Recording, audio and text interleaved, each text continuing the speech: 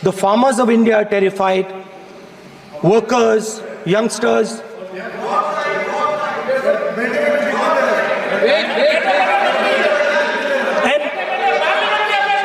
And इसके बारे में मैंने सोचा, काफी सोचा, और एक जवाब मैं प्रपोज करता हूं आज।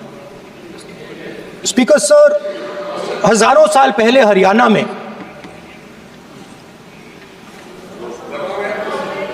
कुरुक्षेत्र में एक युवा को, अभिमन्यु को, 6 लोगों ने चक्रव्यूह में मारा था।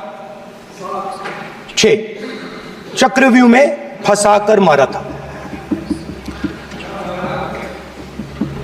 सर, चक्रव्यूह के अंदर डर होता है, हिंसा होती है, और अभिमन्यु को चक्रव्यूह में फंसाकर, ट्रैप कर 6 लोगों ने मारा। मैंने चक्रव्यूह के बारे में थोड़ी रिसर्च की और पता लगा कि चक्रव्यूह का एक दूसरा नाम होता है पद्मव्यूह, मतलब लोटस फॉर्मेशन। तो जो चक्रव्यूह होता है स्पीकर सर, वो लोटस के शेप में होता है, कमल के फूल के शेप में होता है। 21वीं सदी में सर एक नया चक्रव्यूह तैयार हुआ है स्पीकर सर, वो भी लोटस की शेप में है सर, और उसका चिन्ह प्रधानमंत्री जी अपनी छाती पर लगा के चलते हैं। सर, जो अभिमन्यु के साथ किया गया था, जो अभिमन्यु को चक्रव्यूह में फंसाया गया था, वही हिंदुस्तान के साथ किया गया है। हिंदुस्तान के युवाओं के साथ, हिंदुस्तान के किसानों के साथ, हमारी माताओं बहनों के साथ, स्मॉल बिजनेसेस के साथ, मीडियम साइज बिजनेस के साथ। सर, अभिमन्यु को 6 लोगों ने मारा था। उनके नाम द्रोणाचार्य, कर्ण, कृपाचार्य, कृतवर्मा, अश्वत्थामा और शकुनी। सर, आज भी चक्रव्यूह के बीच में 6 लोग हैं। सर, चक्रव्यूह के बिल्कुल सेंटर में, चक्रव्यूह में हजारों लोग होते हैं सर, मगर उसके बिल्कुल सेंटर में 6 लोग कंट्रोल करते हैं। तो जैसे उस टाइम 6 लोग कंट्रोल करते थे, वैसे आज भी 6 लोग कंट्रोल कर रहे हैं चक्रव्यूह को। नरेंद्र मोदी जी, अमित शाह जी, मोहन भगवत जी, अजीत दोवल जी, अंबानी और अदानी जी कंट्रोल कर रहे हैं। प्लीज, एक मिनट, प्लीज। नहीं सर, बोलने दीजिए। हाँ, आप बैठिए। माननीय सदस्य, आप संवैधानिक पद पर हैं। आपके कई माननीय सदस्यों ने यहाँ पर मुझे लिख कर दिया है कि जो माननीय सदस्य का सदस्य नहीं है उसका नाम नहीं लें। आपने लिख के दिया है। आपने क्या, आप उसकी पालना करना चाहते हो? स्पीकर सर, गलत। मैं माननीय सर, एक minute, hold on. Speaker sir, अगर आप चाहते हैं तो मैं एक मिनट, मैं प्रतिपक्ष के नेता से ये तो अपेक्षा करूंगा सही कि वो सदन की नियम मर्यादा को बने, ये अपेक्षा करता हूं। आप चाहे नहीं करें, पर मैं अपेक्षा करता हूं। नहीं सर, मैं, अगर आप चाहते हैं सर, मैं NSA का और अदानी और अंबानी का नाम इस लिस्ट से निकाल देता हूं। फिर माननीय सदस्य, आप अगर आप चाहते हैं सर, प्लीज। मैं नहीं चाहता, सदन के नियम प्रक्रियाओं से सदन चलता है। सर, अगर आप कहते हैं मैं निकाल देता हूं। नो सदस्य, मैं 3 ही नाम यूज करूंगा। नहीं माननीय सदस्य, नहीं कहा, और आप वीडियो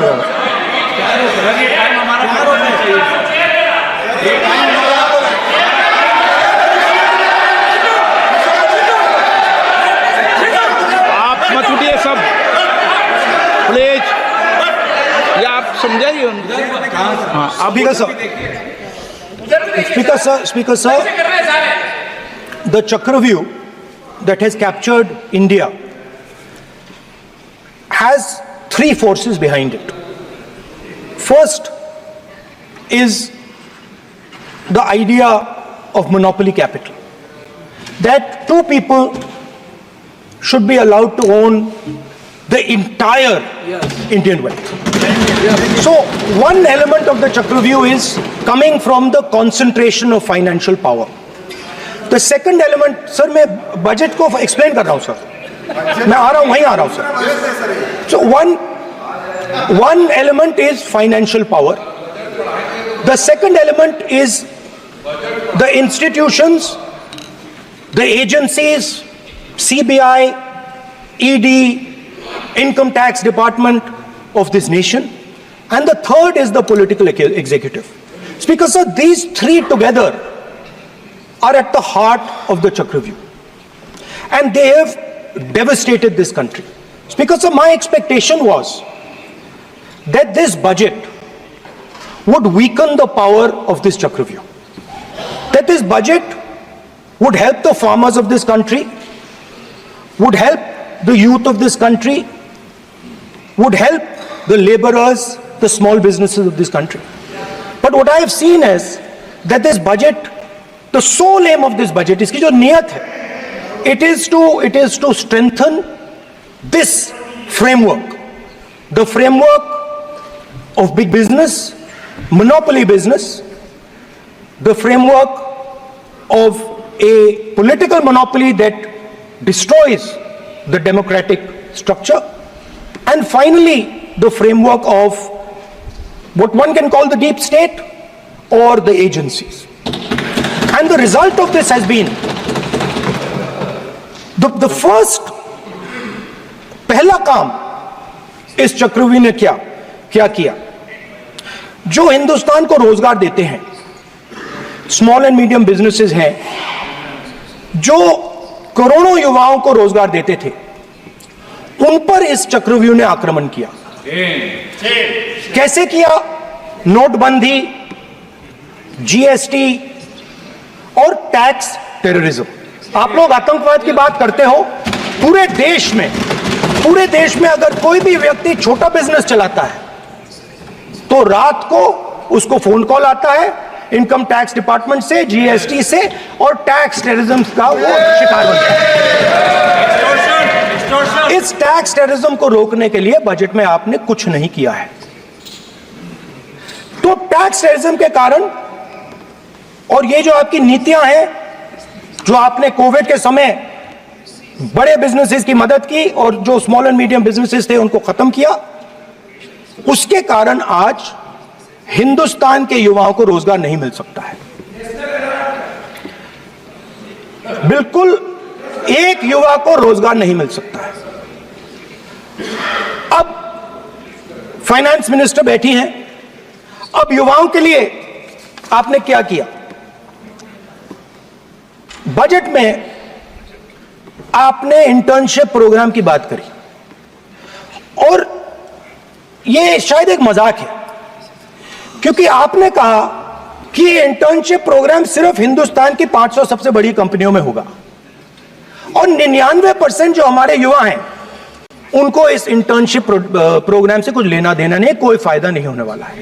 तो आपने पहले टांग तोड़ दी और उसके ऊपर आप बैंडेड लगाने की कोशिश कर रहे हैं. मेन मुद्दा आज युवाओं का एग्जाम पेपर लीक है. जहां भी हम जाते हैं, आपने बेरोजगारी का चक्रव्यूह बना दिया इनके लिए, और जहां भी हम जाते हैं वो कहते हैं देखिए बेरोजगारी है मगर पेपर लीक भी होता है. तो आपने एक साइड पेपर लीक चक्रव्यूह, दूसरी साइड बेरोजगारी चक्रव्यूह. पेपर लीक मैं आपको बताता हूं 10 साल में 70 बार हुआ है. अगर आप जानना चाहते हैं, 10 साल में 70 बार हुआ है. तो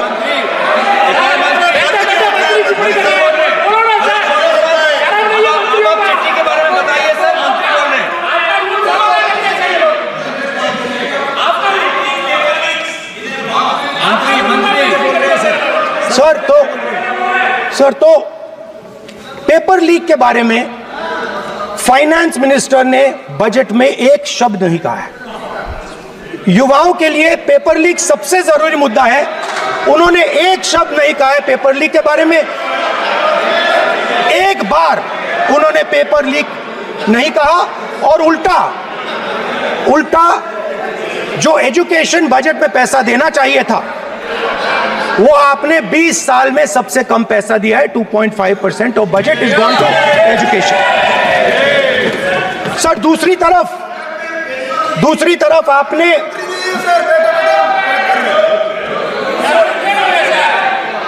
आपकी नहीं मानते सर, ये रनिंग कमेंट्री कर रहे हैं सर। दूसरी तरफ पहली बार सेना के जवानों को आपने अग्निवीर के चक्रव्यूह में फंसाया। सही बात। इस बजट में अग्निवीरों के पेंशन के लिए 1 रुपया नहीं है। आप अपने आप को देशभक्त कहते हो, मगर जब अग्निवीरों की मदद करने की बात आती है, जवानों को पैसा देने की बात आती है, तो बजट में आपको 1 रुपया नहीं दिखाई देता। उनकी पेंशन के लिए 1 रुपया आपने नहीं दिया। तो उनको आपने अग्निवीर के चक्रव्यूह में फंसाया। उसके बाद सर, जो अन्नदाता हैं वो चक्रव्यूह से निकलने के लिए, आपके चक्रव्यूह से निकलने के लिए जो आपने बनाया 3 काले कानून, जमीन अधिग्रहण बिल को आपने कमजोर किया, उनको आप सही दाम नहीं देते हो। इस चक्रव्यूह से निकलने के लिए उन्होंने आपसे सिर्फ एक चीज मांगी है, 2 चीजें नहीं मांगी है, सिर्फ एक चीज मांगी है। उन्होंने कहा है कि हमें लीगल गारंटीड एमएसपी दे दो। आपने उनको बॉर्डर पे बंद कर दिया, रोक दिया। आज तक रोड बंद है। आप उनसे बात करने को तैयार नहीं है। वो यहां आए, मुझसे मिलने आए, आप उनको अंदर नहीं आने दे रहे थे। माननीय सदस्य, आप सदन में असत्य नहीं कहे। आप वो सर, आप देखिए, 1 मिनट। हाँ, चलिए, चलो।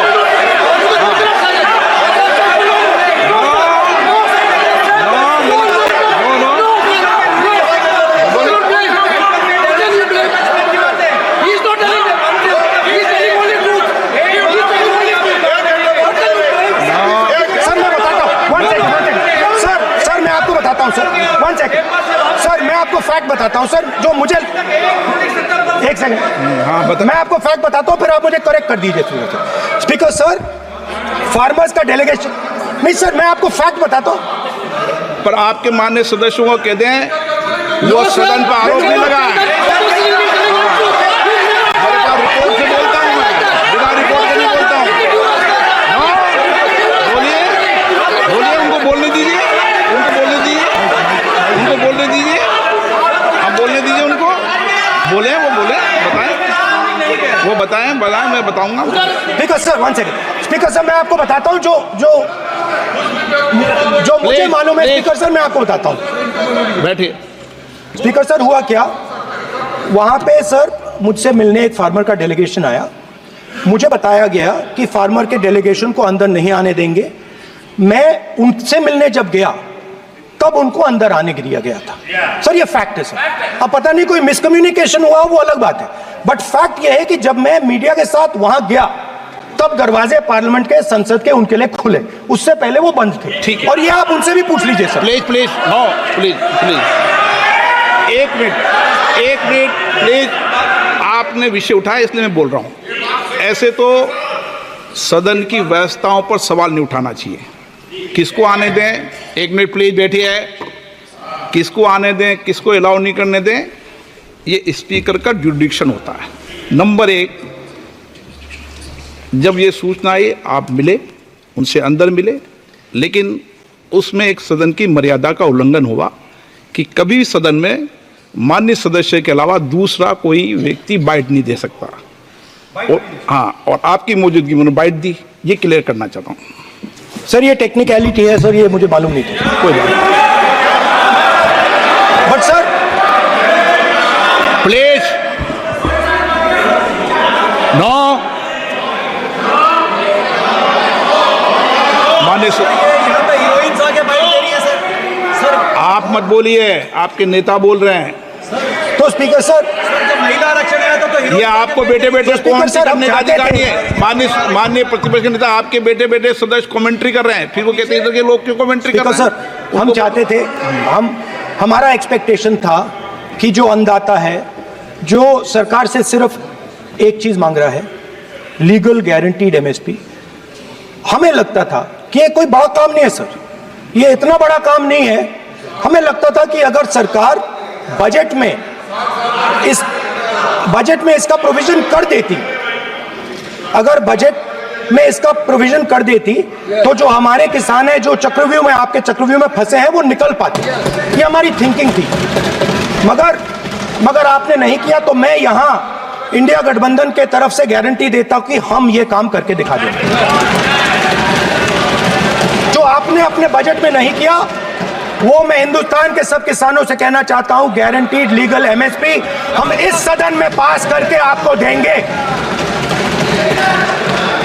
स्पीकर सर, जो मिडिल क्लास है सर, वो प्रधानमंत्री को, अच्छी बात बोल रहा हूं,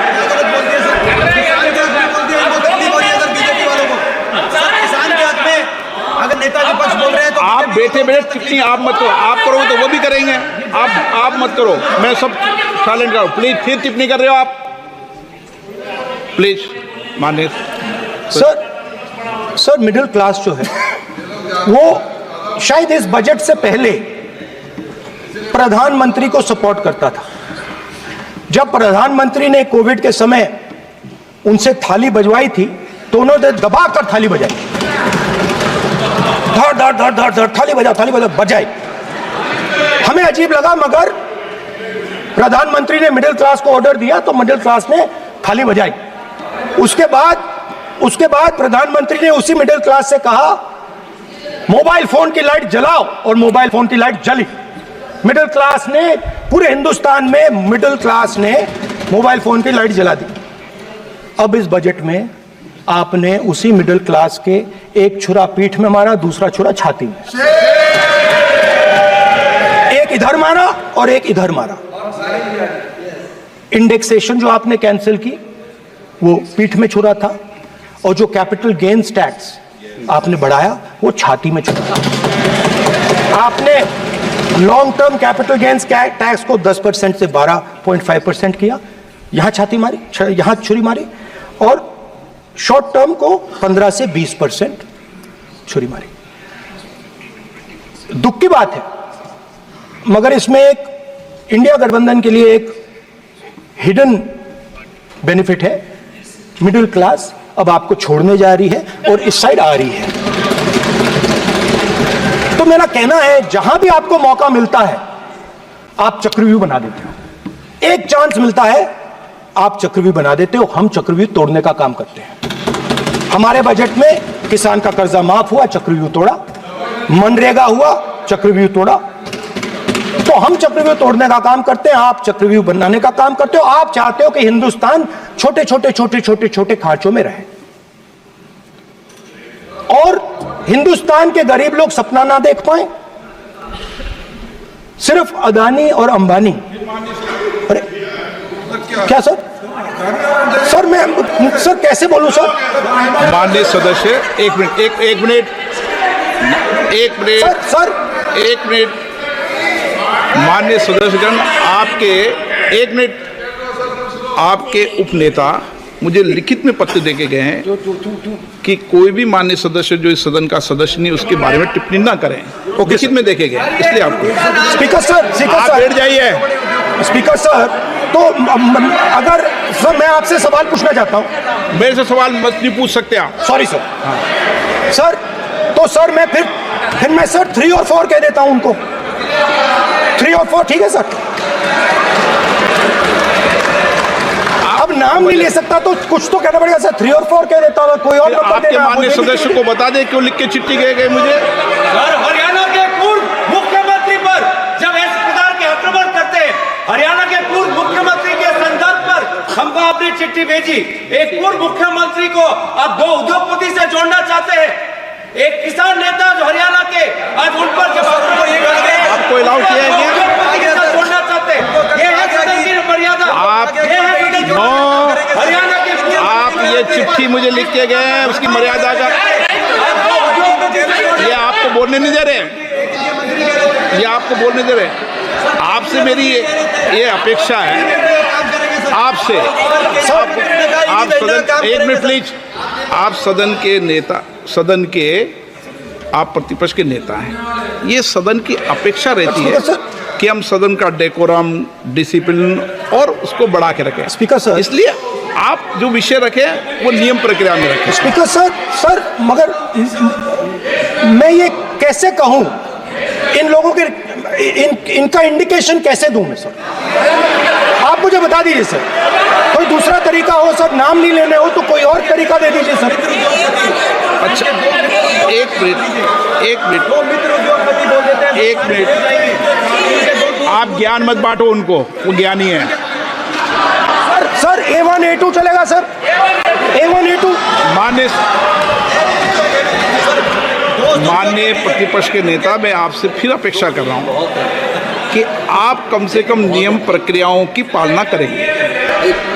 सदन में आप अब प्रतिपक्ष के नेता हैं, ये अपेक्षा। Sir how Whenever PM is speaking, Home Minister speaking, you are not telling this. You are only advising LOP, sir. How can it be? How can it be, sir? How can it be? आप duty होना चाहिए, sir. आप duty होना चाहिए. आप duty होना चाहिए, sir. तोड़ो उसके आगे पीछे वाला। स्पीकर सर, मैं तो सबसे ये अपेक्षा, आप बैठ जाइए। आप किसने कहा? प्लीज बैठिए। पॉइंट ऑफ ऑर्डर जानते हो? पॉइंट ऑफ ऑर्डर क्या होता है? प्लीज बैठो। तुम्हारे नेता बोल रहे हैं point of order, please. Speaker sir, एक मिनट प्लीज, बैठिए। एक स्पीकर सर, ये जो लोग, ये दो लोग